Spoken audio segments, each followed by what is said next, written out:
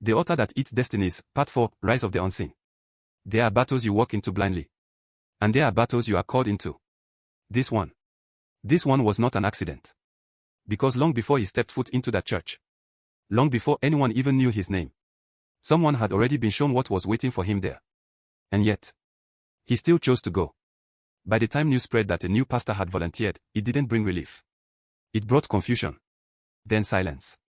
Then quiet ridicule. Because nobody wanted that branch anymore. Not after Pastor Samuel fell. Not after Pastor David broke. Not after Pastor Daniel became something else entirely. The leadership had tried everything. Private persuasion. Spiritual encouragement. Even subtle threats. Nothing worked. I will resign before I step into that place. That was the exact statement one senior pastor made. And no one challenged him. Because deep down, they all understood. That church was no longer just a place of worship. It was a territory. Occupied. Governed. Enforced.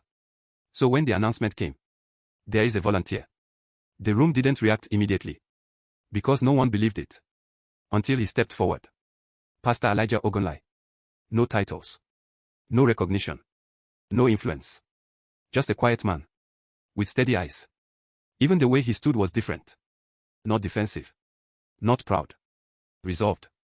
I will go, he said. No explanation. No hesitation. And immediately, the murmurs began.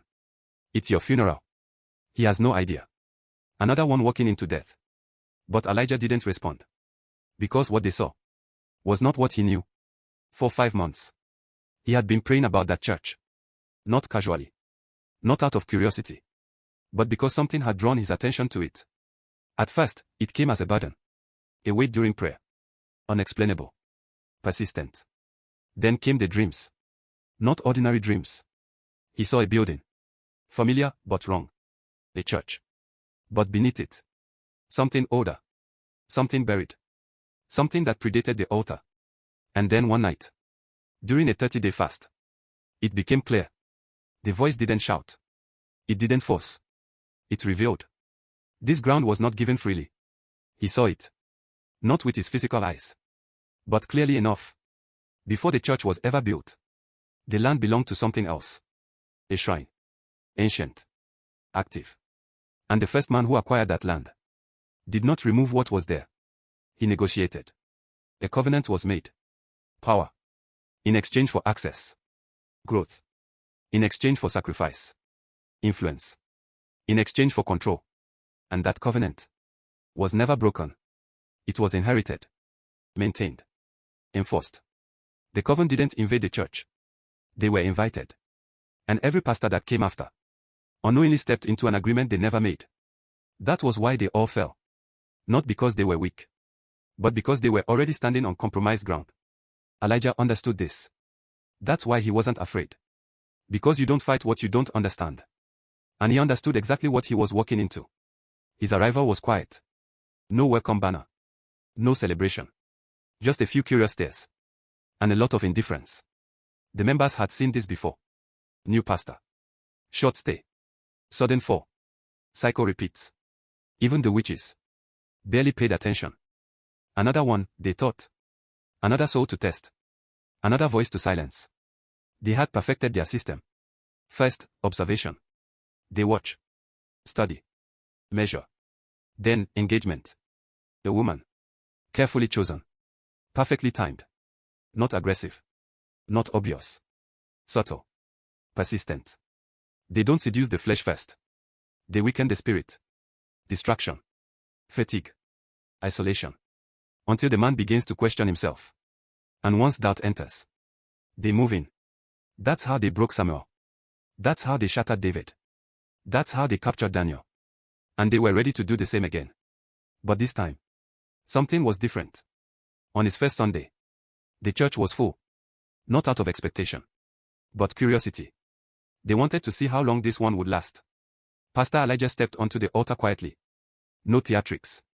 No dramatic entrance. Just presence. He adjusted the microphone. Looked at the congregation. And for a moment, said nothing. Silence spread. Not awkward. Heavy. Like something unseen had just entered the room. At the back, the women watched.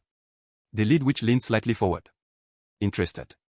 Because from the moment he stepped in, she had felt it. Resistance. Elijah closed his eyes and began to pray. Not loudly.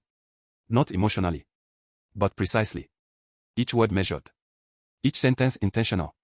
And then, the atmosphere shifted. Not subtly this time. Violently. The lights flickered. The air tightened.